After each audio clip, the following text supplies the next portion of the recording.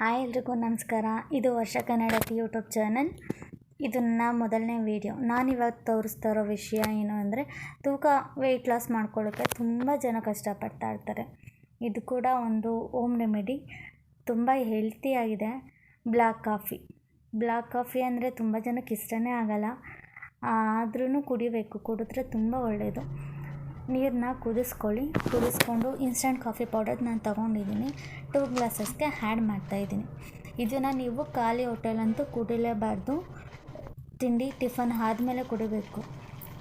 ನೀರು ಕುದೀತಾ ಇದೆ. ಕುದ್ದಿರೋ ನೀರನ್ನ ನಾನು ಕಾಫಿ ಪೌಡರ್ಗೆ ಆ್ಯಡ್ ಮಾಡ್ತೀನಿ. 2 ಗ್ಲಾಸಸ್ ತೊಗೊಂಡಿದ್ದೀನಿ. 1 ಇನ್ಸ್ಟಂಟ್ ಪೌಡರಲ್ಲಿ ನಾನು 2 ಗ್ಲಾಸಸ್ಗೂ ಆಫ್ ಹಾಕಿದ್ದೀನಿ. ನೀರನ್ನ ಆ್ಯಡ್ ಮಾಡ್ತಾಯಿದ್ದೀನಿ. ನಾನು ಇದಕ್ಕೆ ಸಕ್ಕರೆ, ಹನಿ ಯಾವುದೂ ಆ್ಯಡ್ ಮಾಡ್ತಾಯಿಲ್ಲ. ಅದಕ್ಕಿಂತ ಹೀಗೆ ಕುಡಿದ್ರೆ ತುಂಬ ಒಳ್ಳೆಯದು. ಜೀರ್ಣ ಆಗೋಕ್ಕೂ ಒಳ್ಳೆಯದಾಗುತ್ತೆ ಮತ್ತು ವೆಯ್ಟ್ ಲಾಸ್ಗೂ ತುಂಬ ಹೆಲ್ಪ್ ಮಾಡುತ್ತೆ.